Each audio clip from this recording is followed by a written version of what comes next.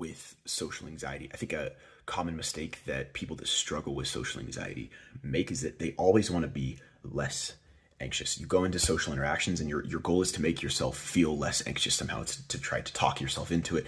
Is to try to do breathing techniques to make yourself feel less anxious. But this is a false expectation to have, because you do these things and it never works. And I'm going to tell you right now from years of experience, it's never going to work for you to try to become less anxious, to try to feel less anxious. The expectation you should really set for yourself is that not that your anxiety will lower, but that you will simply become more able to handle that anxiety.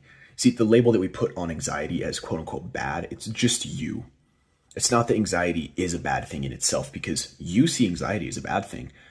And yet pro basketball players, pro football players, pro race car drivers, when they're going into the event that they're doing, they're seeing that anxiety as a good thing. They're seeing that anxiety as a driving force for victory in the thing that they're doing.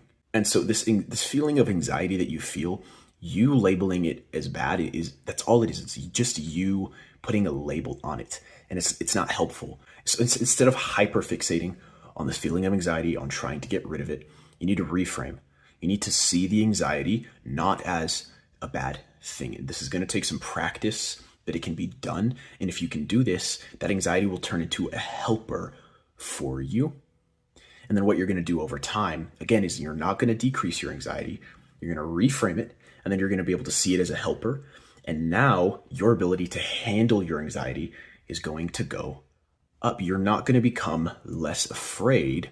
You're going to become braver. You're not going to become less anxious. You're going to become more capable of handling your anxiety, of handling your emotions. And then again, this anxiety will turn into a helping tool for you going into social events. Like just today, I approached this girl at the mall and I was not going to do it, but I literally walked out of the store, went to my car. I was sitting in my car holding my steering wheel, and I'm like, shit, I got to take the opportunities that I get.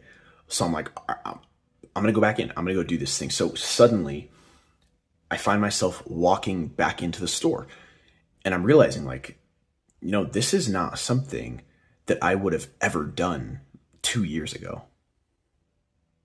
Not that I felt less anxious in this scenario. I felt plenty anxious. I felt plenty afraid to go and do this, but it was that my ability to handle my anxiety, to handle my emotions was increased.